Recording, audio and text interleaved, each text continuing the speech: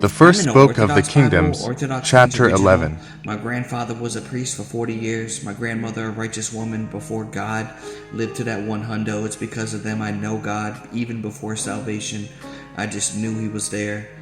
I love you so much, Grandma and Grandpa, and miss y'all every day. We in the First Kingdoms, chapter 11. Saul strikes down the Ammonites. The Ammonites. Chapter 11, verse 1. It came to be about a month later, Nahash, the Ammonites, marched up and encamped against Jabesh Gilead. And all the men of Jabesh said to Nahash, the Ammonites, make a covenant with us, and we will serve you. And Nahash, the Ammonites, answered them, I will make a covenant with you on this one condition, that I should put out all your right eyes, and I will lay a reproach upon Israel. And then the men of Jabesh said to him, hold off 7 days for us, so we may send a messenger to all the territories of Israel. And if then there is no one to save us, we will come out to you. So the messenger came to Saul at Gibeah, and in the hearing of the people they told the news. And all the people lifted up their voices and wept. And behold, after the early morning, Saul came forth from the field and said, what makes the people weep? So they explained to him in detail the words of the sons of Jabesh. And as Saul heard these words, the Spirit of the Lord came upon him, and his anger was greatly aroused.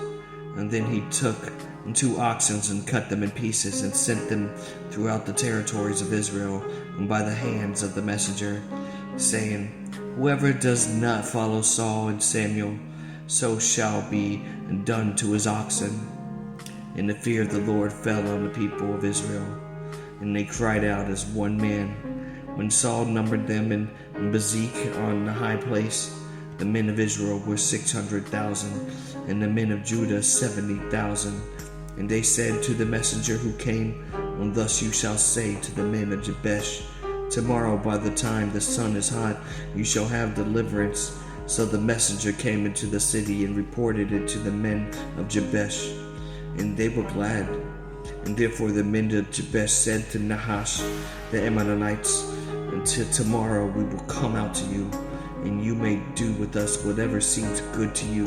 And it came to pass, and about the next day, that Saul first divided the people of the army into the 3 companies.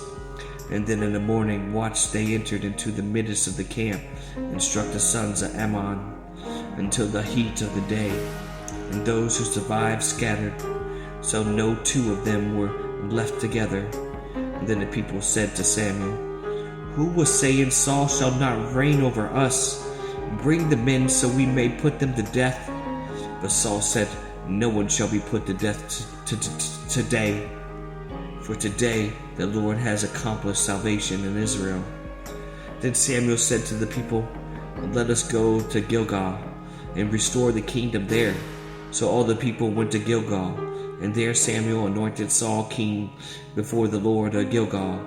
And there they sacrificed the meat offering and the peace offering before the Lord. And Samuel rejoiced, as did all Israel exceedingly.